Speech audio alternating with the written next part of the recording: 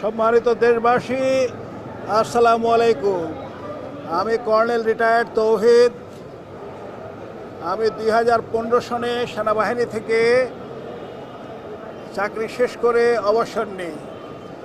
পিলখানা হত্যাকাণ্ডের পর থেকে আমি সেনাবাহিনীর ইউনিফর্ম পরলেও কোনো ক্যান্টনমেন্টে চাকরি করিনি।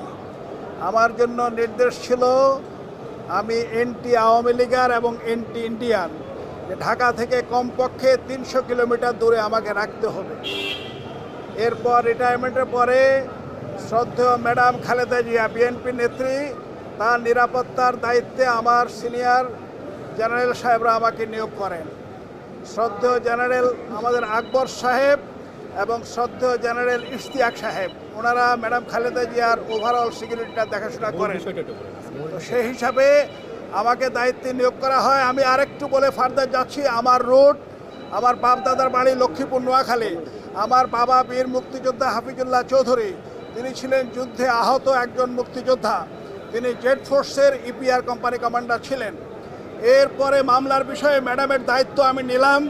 আমার উপরে চতুর্দিক থেকে শুধু ধামাকা, থ্রাস্ট এবং আঘাত আসতে থাকলো। আমাকে আর্মি হেডকোয়ার্টার থেকে ডেকে বলা হলো যে ম্যাডামের ডিউটি করা যাবে না, কারণ এখানে তুমি কমান্ডো বাহিনীর প্রধান, তোমার সব কমান্ডো এখানে যোগ দিবে। So we get you out. দেশের কোথায় চাকরি লাগবে, কয় কোটি টাকা লাগবে, আসো তোমাকে দিব, কালকে সকালে দিব। বাট ম্যাডাম খালেদা জিয়া, তারেক জিয়া, তাদের সঙ্গে কোনো দায়িত্ব রাখা যাবে না। আমি তাদের বললাম, স্যার আমি পলিটিক্যাল পার্সন না। ম্যাডাম খালেদা জিয়া বলার পরেও আমি বিএনপির পলিটিক্যাল খাতায় নাম লেখাই নেই। আমি ম্যাডামকে বলেছি, madam I am a soldier, I would like to die as a soldier. আপনি আমাকে দায়িত্ব দিয়েছেন বিশ্বাসের সঙ্গে, আমি সেই সম্মান এবং মর্যাদায় আছি। এরপরে 27 ডিসেম্বর 2018 নির্বাচনের 2 রাত আগে হঠাৎ করে রাত 11:30টায় আমার এলিফ্যান্ট রোডের বাড়িতে হঠাৎ করে প্রায় 20-30 জন লোক সাদা পোশাক। আমি জিজ্ঞাসা করলাম, আপনারা কারা? বললো, স্যার আমাদের পরিচয় দেওয়া যাবে না, আপনাকে যেতে হবে। আমি বললাম, ঠিক আছে। আমি লুঙ্গি এবং গেঞ্জি পরা। আমি বললাম, ঠিক আছে, আমি বাসার ভিতরে গিয়ে আমার কাপড় চেঞ্জ করে আসি। আমার ওয়াইফ 18 BCS-এর অ্যাসোসিয়েট প্রফেসর প্রিম রিজভি, তাকে বললাম আমার প্যান্ট দাও। তারা আমাকে বললো, না স্যার, প্যান্ট পরার সুযোগ নাই, আপনাকে এই লুঙ্গি এবং গেঞ্জি অবস্থায় বাসার পোশাকে আমরা নিয়ে যাব। তো এরপরে তারা আমার দরজা ভাঙা শুরু করলো। যাই হোক, আমি খুলে দিলাম। আমাকে সবাই 10-12 জন মিলে ধরে আপনার নিয়ে গেল। নিয়ে গিয়ে আমার বাসার 14 তলায় তার নিচে নিয়ে আমাকে মাইক্রো বাসে বসালো। মাইক্রোতে বসানোর পরে আমার চোখ বেঁধে ফেললো। এরপরে আমি শুনতেছি তারা আমার চোখ বন্ধ করে আমাকে নিয়ে বিভিন্ন জায়গায় ঘুরতেছে, আলাপ করতেছে যে আমরা তো এখন 300 ফিটের একটা ব্রিজ, আমার মনে নাই যে ব্রিজটা ক্রস করতেছি, যে জিজ্ঞাসা করো। এর ভিতরে আমি শুনতেছি তারা আলাপ করতেছে যে প্রতিরক্ষা অ্যাডভাইজার তখন শেখ হাসিনার, আমাদের সেনাবাহিনীর মধ্যে এক কুখ্যাত জালিম সর্দার জেনারেল তারেক, তার রেফারেন্স দিয়ে বলতেছে যে স্যারকে কানে কানে বলেন যে কালকে সকালে 100 কোটি টাকা দিবে। দেশের কোন ব্যাংক থেকে ওনার টাকা লাগবে? উনি রিটায়ার্ড অফিসার, ওনাকে বলেন বড় একটা ব্যবসা চালু করতে। বাট খালেদা জিয়ার সঙ্গে থাকা যাবে না, শ্রদ্ধেয় ম্যাডামের সঙ্গে থাকা যাবে না। এরপরে ডিজিএফআই তখন আবেদিন মিলিটারি একাডেমিতে আমার সঙ্গে ছিল। এই আবেদিন আবার আমাকে একই জিনিস, আবার একই অফার দিল যে স্যার আপনার ছেড়ে দেন। এরপরে আমার অফিসার বর্তমানে বরখাস্ত মেজর জেনারেল জিয়াউল হাসান, সে আমার কোম্পানি কমান্ডার ছিল দীর্ঘ বছর। তো সে এই সবাই এটার সঙ্গে ইনভলভ। পুলিশের তখন ছিল ডিসিডিবি বাতেন, এই বাতেন এটার সঙ্গে ইনভলভ।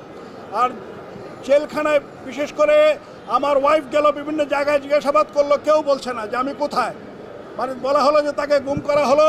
বাট এরপরে আমি শুনেছি সেনা সদর থেকে তাদেরকে বলা হয়েছে, খবরদার ওনাকে গুম করে হত্যা করবে না, ওনাকে জেলখানায় পাঠিয়ে দাও। পরে নির্বাচনের আগের দিন অর্থাৎ 29 ডিসেম্বর 2012 আমাকে আপনার 2টা ভুয়া মামলা দিয়ে জেলখানায় পাঠানো হলো। আর ডিবিতে 3টা বিষয়ে আমি পুলিশের উপরে খুবই বিক্ষুব্ধ। পুলিশ মানে পুলিশ বিসিএস অফিসার যারা ছাত্রলীগ ব্যাকগ্রাউন্ড।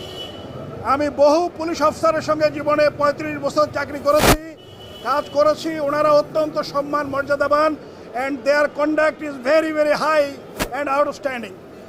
ওখানে ছিল ছাত্রলীগের 15-20 জন, তারা আমাকে প্রথমে বলে স্যার একটা সাদা কাগজ যে স্যার এটাতে লেখেন যে ম্যাডাম খালেদা জিয়া তারেক জিয়া বিএনপির সঙ্গে আপনি থাকবেন না। আমি বললাম এটা লেখা হলো ম্যাডাম খালেদা জিয়ার সঙ্গে একটা বেইমানি। আমার বাপ দাদা 14 গোষ্ঠী বেইমানি করে নাই। আমার বাবা ছিল সোলজার, আমার দাদা ছিল আসামে মসজিদের ইমাম। I will not do it.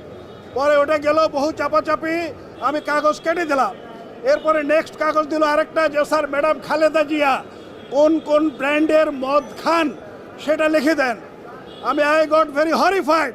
I told them বেটা তোমরা তো পুলিশ অফিসার না, you are behaving like a stupid donkeys. তোমরা তো আচরণ করতেছো হুলিগানের মতো, তোমাদের ট্রেনিং কোথায় গেল? এর কয়েক ঘন্টা পরে তারা আমাকে আরেকটা সাদা কাগজ দিল। এটা খুবই নোংরা। ম্যাডাম খালেদা জিয়ার কি লিখতে বলেছে আমি সেটা বলতে পারবো না, বিকজ তাহলে আমার ইমানে আঘাত লাগবে। পরে আমি তাদেরকে বললাম যে তোমাদের কন্ডাক্ট ভেরি ভেরি পুয়ার। সেনাবাহিনীতে অফিসারদের মিলিটারি একাডেমিতে মিলিটারি কাস্টমস অ্যান্ড ইটিকেটস ভদ্রতা এবং শিষ্টাচারের উপরে বই আছে, পরীক্ষা দিতে হয়, প্র্যাকটিক্যাল করতে হয়।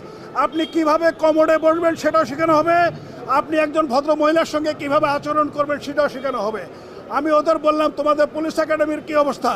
তারা আমাকে হাসতেছে, বলে স্যার আমরা বিভিন্ন একাডেমির ছাত্রলীগের যে ব্যাকগ্রাউন্ড সেটার উপরে চলি, আমাদের কোনো ট্রেনিংয়ের দরকার নাই। এই সব মানসিক অত্যাচারের পর তারা ডিবি অফিসে 48 ঘন্টা আমাকে কোনো খাবারও দেয় নাই, কোনো পানিও দেয় নাই। এটা ছিল খুবই নির্মম। তারপর 2 দিন পরে যখন আমাকে কিছুতেই করতে পারলো না, আমি কোনো আন্ডারটেকেন আমি দিলাম না, তখন আমাকে বললো স্যার আপনার বিরুদ্ধে 2টা ভুয়া মামলা দিয়েছি, এখন আপনি রিটায়ার্ড, আওয়ামী লীগ কিয়ামত পর্যন্ত ক্ষমতায় থাকবে এবং পলিটিক্যাল মামলা কোনোদিন শেষ হবে না। আপনি মিলিটারির লোক, আপনি বুঝবেন না, আমরা জানি। এই মামলা আপনি কবরে চলে যাবেন, কিন্তু এই মামলা আর কোনোদিন শেষ হবে না, কিয়ামত পর্যন্ত আপনি খালি ঝুলতে থাকবেন।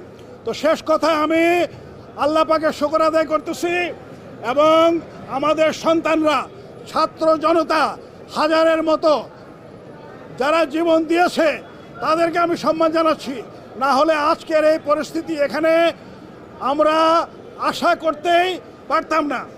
আমার বাড়ি এলিফ্যান্ট রোড, আমার বাড়ি থেকে পশ্চিমে মাত্র 500 গজ হলো সায়েন্স ল্যাবরেটরি, আর পূবে মাত্র 400 গজ হলো শাহবাগ। আমি 24 ঘন্টা জুলাই আগস্টে আমার wife associate professor Prim Rizvi 18 BCS, আমরা হাজব্যান্ড ওয়াইফ 24 ঘন্টা ছাত্রদের সঙ্গে ছিলাম এবং পিছন থেকে আমি আমার দায়িত্ব পালন করেছি অ্যাজ এ গার্ডিয়ান। তাদেরকে যা বলা দরকার, just to keep them under control and under spirit. তো যাই হোক, এটা হলো শেষ কথা। আর একটা কথা, শ্রদ্ধেয় প্রফেসর ইউনূস স্যার, তিনি আমাদের সর্বজন শ্রদ্ধেয়। তিনি যেই দিন বলেছিলেন যে আমাকেও লোহার খাঁচায় ঢুকানো হয়েছে, আমার খুব কষ্ট হয়েছে, আই ক্রাইড। ওনাকে ঢুকানো মানে আমার মনে হয়েছে দেশে 18 কোটি মানুষ, তার ভিতরে 2 কোটি লিগার বাদ দিলে 16 কোটি, এই 16 কোটি মানুষকে জেলে ঢুকানো, লোহার খাঁচায় ঢুকানো আর প্রফেসর শ্রদ্ধেয় ইউনূস স্যারকে ঢুকানো সমান কথা। এবং এই জেলখানায়, এই লোহার খাঁচায় আমাকেও ঢুকতে হয়েছে বিনা কারণে, বিনা অপরাধে। বিচারের ভার আল্লাহর উপরে দিলাম এবং দেশের সকল সাধারণ মানুষ, আমরা আপনারা সকলের উপর দিলাম। আল্লাহ হাফেজ, আসসালামু আলাইকুম।